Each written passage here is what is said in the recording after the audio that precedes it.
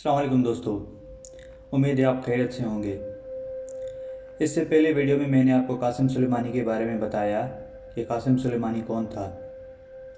इस वीडियो में मैं आज बात करूंगा कि कैसे अमेरिका ने कासिम सुलेमानी को ढूंढा और शहीद कर दिया। ये सब जानने से पहले हमारा ये जानना बहुत ज़रूरी है कि कासिम सुलेमानी इराक़ में क्या कर रहे थे। इराक़ में सुलेमानी ने हाल ही में एक बड़ा सियासी किरदार अदा किया। उन्होंने इराक़ सियासी शख्सियत से मुलाकात की ताकि मुल्क के घरेलू वज़ीर आज़म आदिल अब्दुल महदी की हिमायत हासिल की जा सके, और कासिम सुलेमानी उस दिन उनसे मिलने भी वाले थे, लेकिन किस्मत ने उनका साथ नहीं दिया। जुमेरात के रोज़ देर से दमिश्क से बगदाद के लिए मुख्तसर परवाज़ मामूल की बात थी। निजी चार्टर के ज़रिए वो लेबनान से शाम और इराक़ के रास्ते यमन तक सफ़र करते। ये सहूलत ईरान की हिकमत अमली की कोशिश से मुमकिन हो सकी।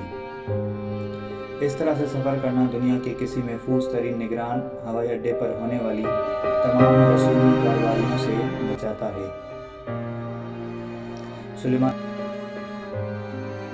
सुलेमानी के जहाज़ ने जैसे ही इराक़ एयरपोर्ट पर लैंड किया तो कुछ गाड़ियाँ उन्हें रिसीव करने के लिए इंतज़ार कर रही थी, लेकिन कारों में इंतज़ार करने वाले ये नहीं जानते थे कि सुलेमानी के दौरे की तफसीलात कुछ दिन पहले ही लीक हो चुकी हैं। एक अमेरिकी MQ-9 रैप्टर ड्रोन उनकी नकलो हरकत को पेंटागन और CIA मुंतकिल कर रहा था। सुलेमानी और मुहंदिस पहली गाड़ी में बैठे, जबकि गार्ड दूसरी गाड़ी में। ड्रोन ने पहली गाड़ी को 2 मिसाइल मारे, जिसमें सुलेमानी और मुहंदिस बैठे थे। एक तीसरा मिसाइल बॉडीगार्ड वाली दूसरी कार को मारा गया। उनके साथ दीगर 2 ब्रिगेडियर जनरल हुसैन जाफरी और मेजर जनरल हादी थे। गार्ड्स के कर्नल शाहरून मुजफ्फरी और कैप्टन वहीद जमान भी थे।